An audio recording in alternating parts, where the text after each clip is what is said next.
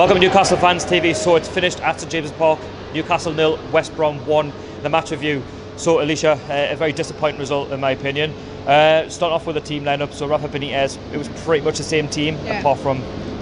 Well, it's kind of don't fix something that's not broken. But did it affect the game that much? I don't think so. Just the whole setup today was wrong. As soon as West Brom were going for it, we just lost our shape formation. That went out the window, and we really should have got back together. Look at this. Look, if you look like above an aerial shot of that, we were all over this. We should have got straight back into formation, but we didn't, and that's what let us down today. The crosses into the box were just going nowhere. It was just a poor game, to be honest. Similarly at Everton, in a similar way.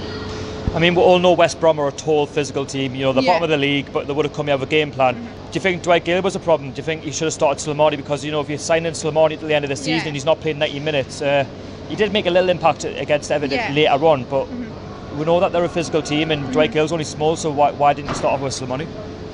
I think it's just Rafa's natural thing is to go for Gale. He has, and he does it all the time. And I think he's using Slimani, as he said, that impact player. I don't think he would start. I just don't think that's in Rafa's plans. I think it is an impact player. So if, like today, 1-0 down, throw him on, see what you can do. And he does make an impact, but he wasn't on long enough.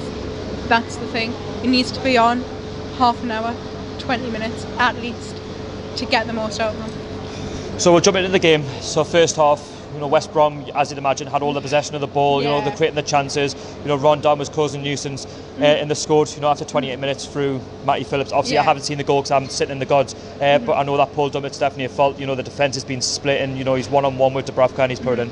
Yeah, Dubravka could do nothing about that. You know, he's been brilliant keeper since he's come in. Nothing to do about that. Your defence is to blame for that. Paul Dummett just by himself, I don't know.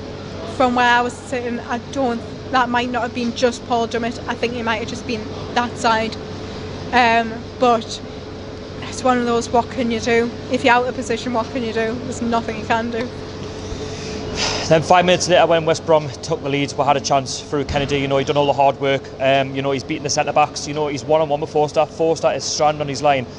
I mean, for where I was, how has he not managed to put that in? That is so gilt-edged. And it hit the post. That's how close it was. It just hit the wrong side of the post, and I thought it was in. I thought that was hit 1-1, and it was just so unfortunate.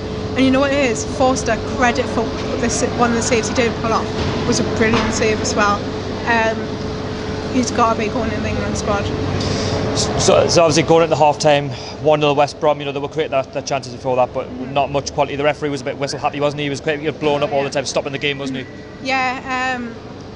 Poor refereeing performance, to be honest. Same pattern in the second half, really. The referee, you know, was blowing the whistle too much. You know, it was just stopping the game. From where I was sitting, half the time it looked like the West Brom players were just looking for it, and you can tell when they're looking for it, and he fell for it because he's on the other side. You can't see from where we're seeing, and fell for it.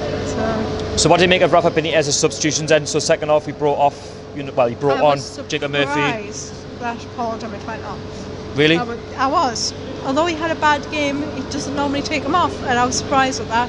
Jacob Murphy come on, Hosselu and Slimani, all three attacking options, which is the way we should look at a game when we're 1-0 down, go for it instead of putting on more defensive players. I felt he done it too late. I think that was just eating into West Brom's advantage, really. Yeah, done it too late, and you know, West Brom in the end were trying to waste time by putting on their substitutions. So, yeah. So it was a fair result in my opinion. I think West Brom deserved that 1-0 lead. I'm not going to take that away from them. Now, you know, we're going to look. Well, we're going to hear from Rafa Benitez. Yeah, I think it was the kind of game that you don't want to see your team, especially when you are playing for avoiding the relegation. You don't want to see these performances, but when you are safe, also you don't want to see that.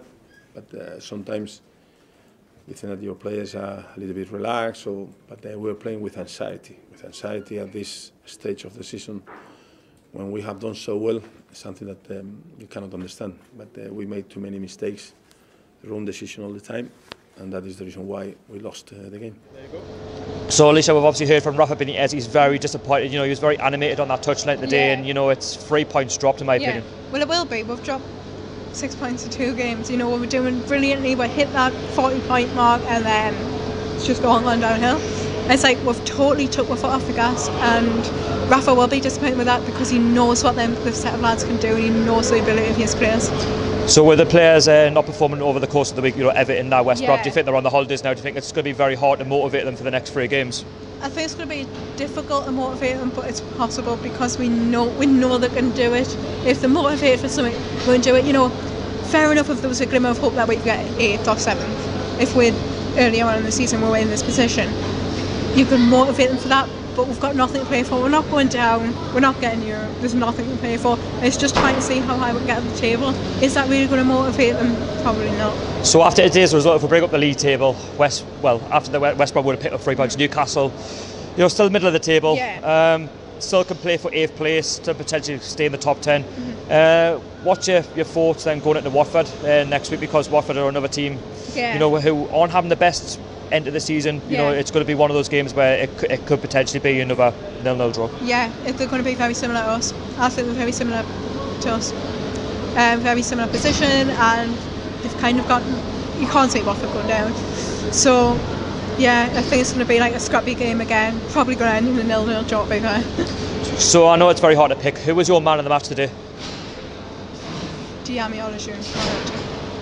So yeah, that was just Elisha's fault. Very disappointing, very honest fault for today's game. We ought to play better, at home, 52,000 fans, and we just simply haven't shown up. I think Rafa Benitez got his substitutions all wrong. I think he got his team all wrong, and I think Rafa Benitez isn't perfect. He is a manager. He's going to make mistakes, and with the players on holiday today, you could probably say so in the result. West Brom came with a game plan, and there's just simply nothing you can do.